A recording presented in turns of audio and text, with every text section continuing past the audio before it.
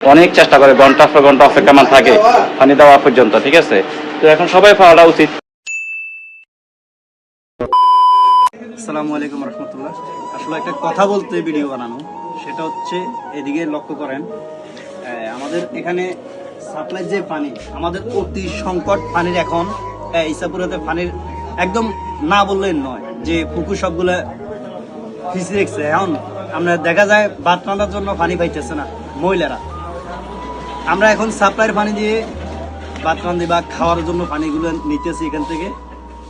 আপনার দোকানের ভিতরে আরো লোক আছে, তারাও পানির জন্য আইছে। এখন আমার দাবি হচ্ছে, বা আমাদের ইসাপুরাবাসীর দাবি হচ্ছে, আর একটা পাম্প আমার এখানে বসানো হোক। কারণ হচ্ছে একটা দিয়ে হয় না, একটা হলো 200 ফ্যামিলির জন্য দেওয়া হয়েছে।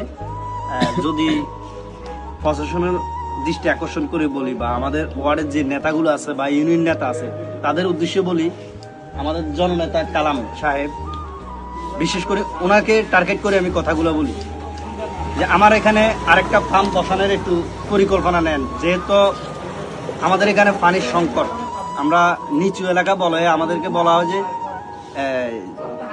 মানে জলার মানুষ, কিন্তু আসলে আমাদের এখানে জল তেমন পাওয়া যায় না।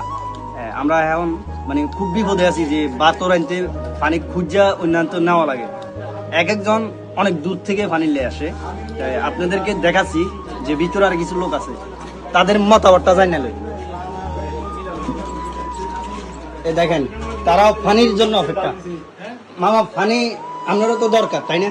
আমাদের এখানে একটা ফার্ম বসালে কেমন হয়? আর একটা এখানে ফার্ম বসানোর কথা আমি বলতেছি না, আমার কথা হচ্ছে যে আমরা 5 নম্বর ওয়ার্ডে আমাদের এখানে পাম্প আছে, হ্যাঁ, কিন্তু আমরা 5 নম্বর ওয়ার্ডবাসী এই পাম্পের পানি পাচ্ছি না পাওয়ার কারণে আমরা দেখা গেছে এখানে বিল্লাল ভাইয়ের দোকানে একটা লাইন আছে, শোভান ভাইয়ের দোকানে একটা লাইন আছে। এই দুইজন থেকে বিশেষ করে আমাদের বাইরের প্রত্যেকটা মানুষ আমরা এখান থেকে পানি সংগ্রহ করি বাড়িতে নিই।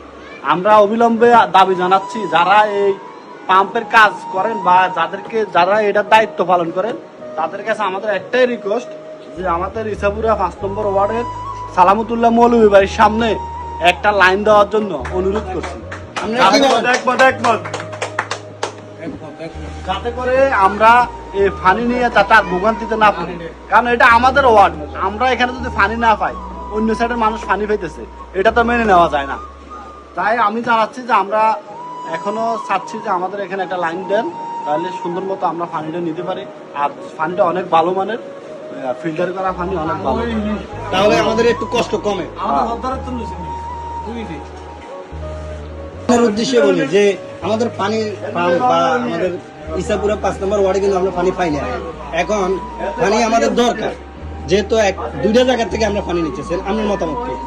আমার মতামত হচ্ছে যে প্রত্যেকটা পরিবারে এই পানিটা পাওয়া একান্ত জরুরি মনে করি, কারণ যেহেতু একটা ফ্রেশ পানি। আর এই পানিটা 5 নং ওয়ার্ডের কিছু সংখ্যক পরিবার পেয়েছে, বাকি সবাই পাওয়া উচিত মনে করি। এবং কি 5 লাইনের আশেপাশে যারা আছে, যেমন আমাদের বাড়িও বেশি দূরত্ব নয়, আমরা কিন্তু এই পানির এই সুবিধা পাইনি।